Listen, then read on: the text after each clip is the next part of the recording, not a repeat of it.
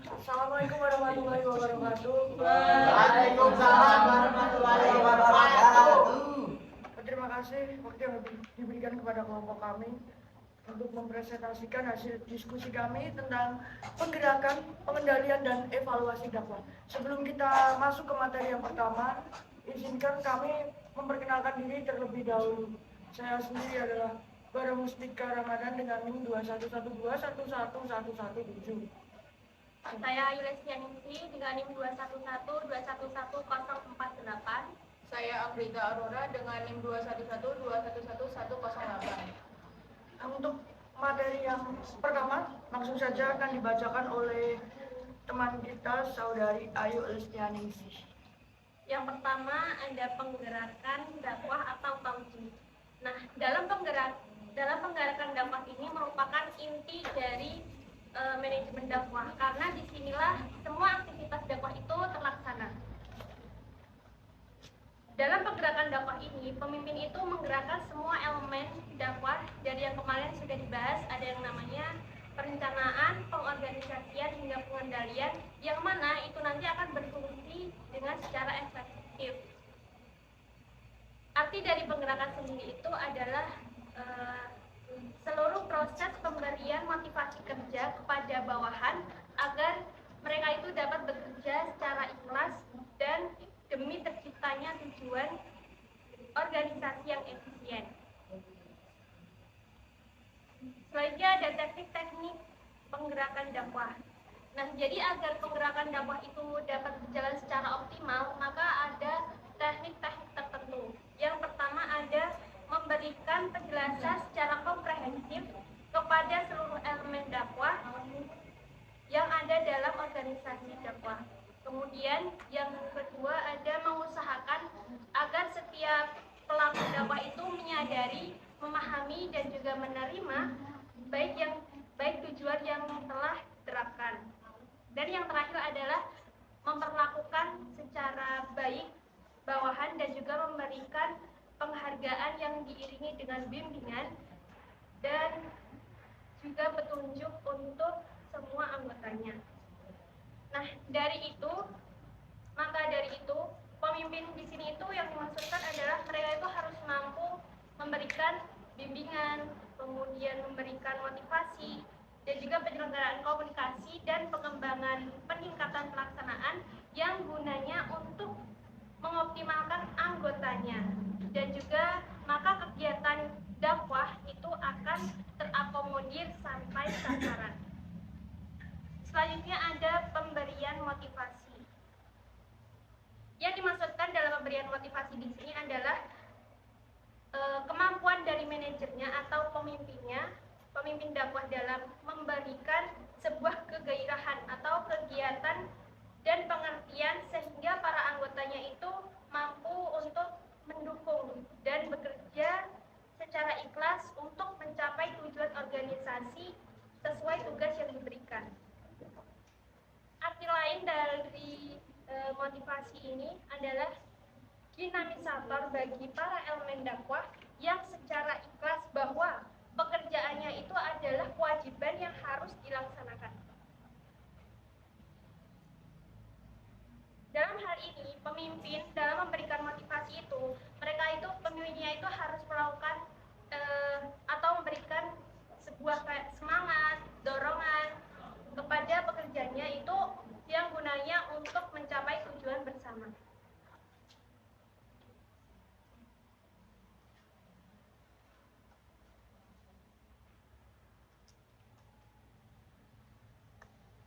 Selanjutnya adalah pemberian motivasi dapat berupa dua hal. Itu yang pertama, mengikutsertakan dalam pengambilan keputusan. Jadi di sini adalah suatu kebijakan dari manajer itu untuk atau pemimpinnya itu untuk mengambil alternatif yang sudah ditempuh. Mensyir dari Quran surah Al-Baqarah ayat 30.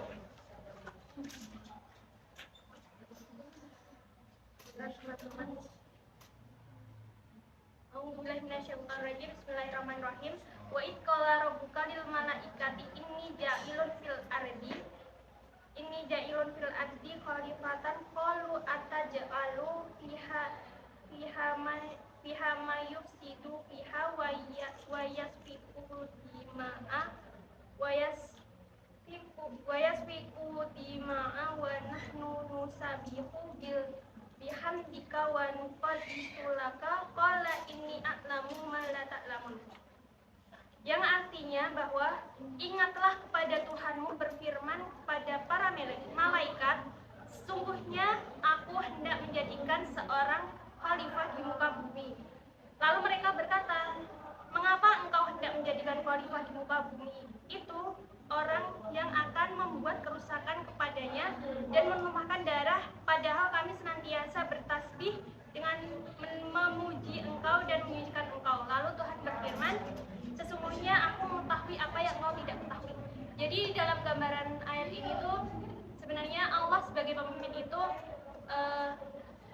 melaksanakan musyawarah kepada malaikat-malaikatnya tentang rencana yang akan dilakukannya. Nah kemudian setelah itu baru Allah mengambil keputusan yang ada. Yang kedua ada memberikan informasi secara komprehensif.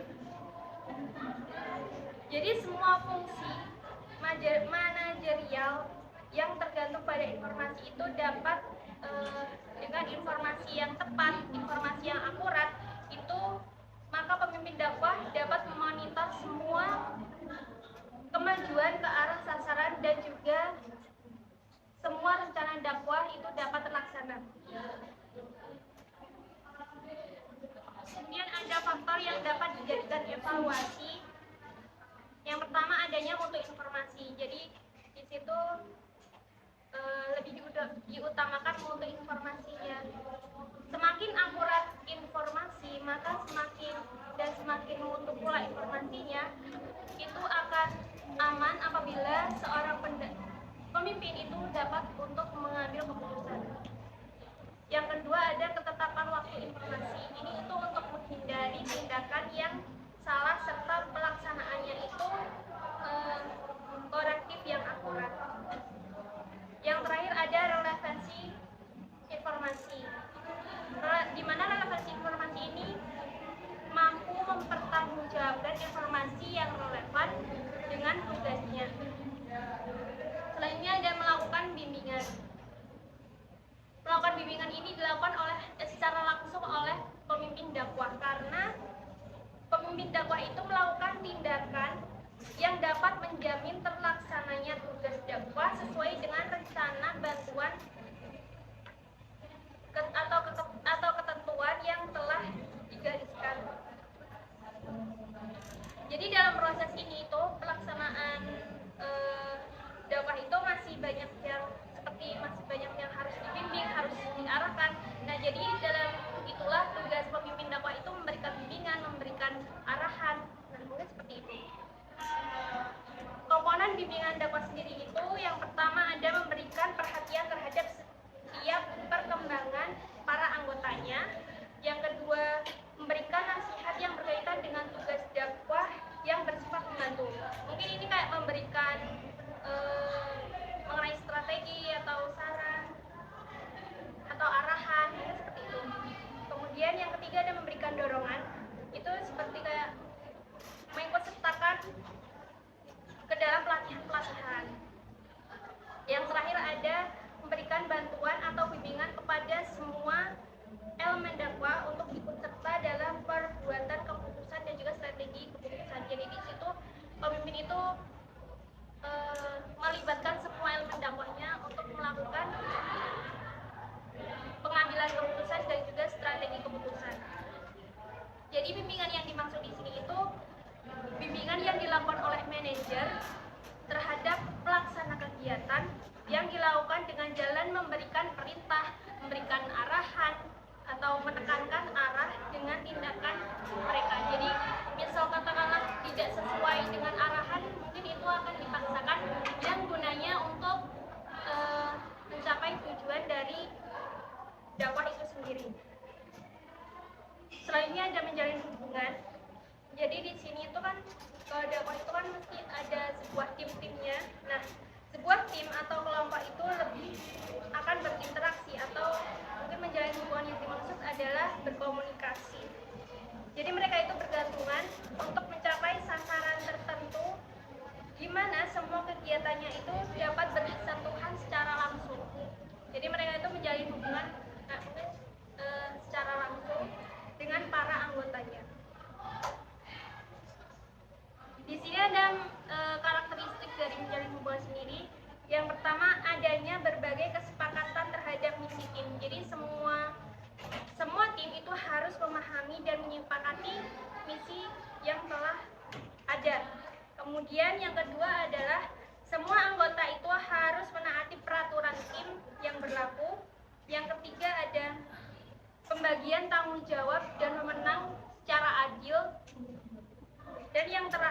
ada orang beradaptasi dengan perubahan. Jadi mereka tuh saling beradaptasi dengan perubahan-perubahan yang ada. Tentunya yang khusus itu perubahan yang positif.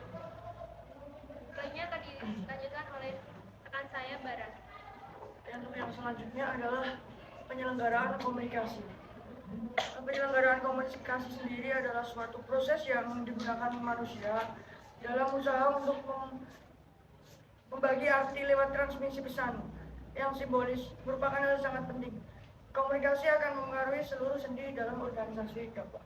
Jadi komunikasi merupakan hal yang penting dalam kelancaran dakwah dan pesan-pesan dakwah dapat tersampaikan dengan baik.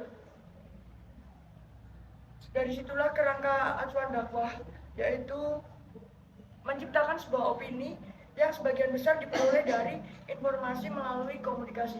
Jadi penyelenggaraan komunikasi ini adalah merupakan kunci sebuah kelancaran dakwah. Untuk manfaat dari penyelenggaraan komunikasi sendiri itu ada, yang pertama adalah komunikasi dapat menempatkan orang-orang pada tempat yang seharusnya. Jadi seperti kita memeta-petakan orang sesuai dengan minat bakatnya. Yang kedua, ada komunikasi menempatkan orang-orang untuk terlibat dalam organisasi. Untuk yang ketiga, komunikasi akan menghasilkan sebuah hubungan dan pengertian yang baik antara atasan dan bawahan. Jadi meminimalisir kesalahan-kesalahan komunikasi itu kita bisa membangun hubungan yang baik atau pengertian antara atasan dan bawahan. Yang terakhir adalah menolong orang-orang untuk mengerti perubahan. Dalam aktivitas dakwah sendiri, komunikasi ilmiah dapat dimanfaatkan untuk memengaruhi tindakan manusia atau makhluk ke arah yang diharapkan. Jadi komunikasi ini sangat berdampak kepada efek yang disampaikan oleh dai itu sendiri. Nah, selain manfaatnya, ada juga kendala atau yang membuat komunikasi itu menjadi tidak efektif. Untuk faktor penyebabnya, yang pertama adalah perbedaan persepsi. Ini merupakan suatu hambatan komunikasi yang sering dijumpai oleh manusia. Dan dalam dakwah sendiri, perbedaan persepsi ini apabila tidak segera diselesaikan akan memberikan impact yang sangat besar. Yang kedua adalah reaksi emosional. Ini bisa dalam bentuk marah, benci, ataupun mempertahankan persepsi tadi. Ada rasa malu juga, takut yang termasuk dalam emosional. Yang ketiga ada ketidakkonsistenan. Untuk yang keempat ada rasa kecurigaan.